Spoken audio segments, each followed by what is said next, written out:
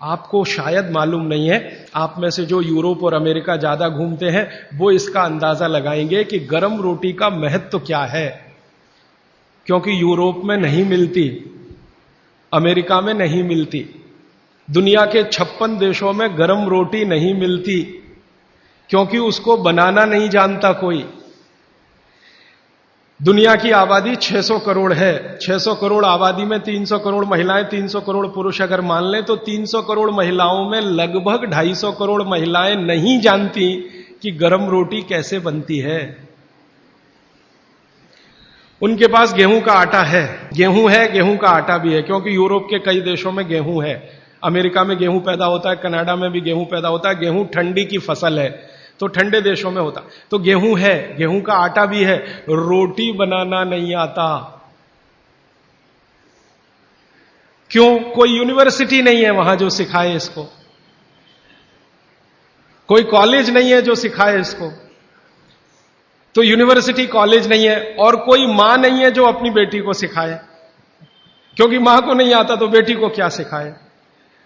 और हजारों लाखों सालों से वहां ये चक्कर चल रहा है, रोटी बनाना नहीं आता। किसी यूरोपियन और अमेरिकन व्यक्ति के बारे में अभी एक छोटा सा किस्सा बताता हूं।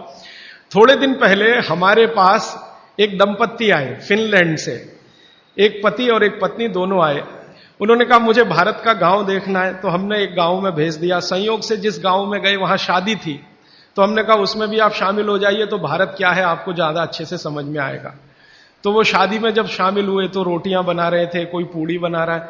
तो गांव में तो आप जानते हैं ना, नौकर नहीं बनाते, सब गांव इकट्ठा होकर बनाता है।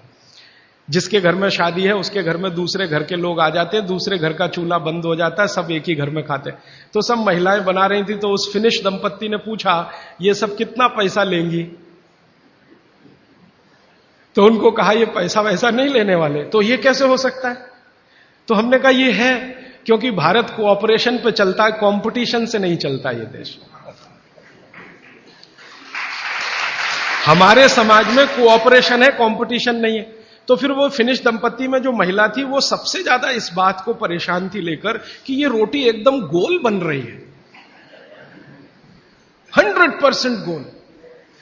उसकी जिंदगी में ये कल्पना नहीं है कि 100% गोल चीज कोई हाथ से बन सकती है।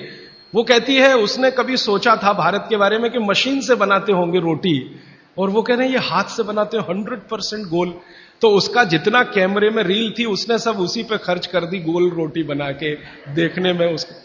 माने आपको मैंने ये उदाहरण इसलिए दिया कि उनके लिए ये अजूबा है, उनको लगता है कि कोई महिला ये कर पाए।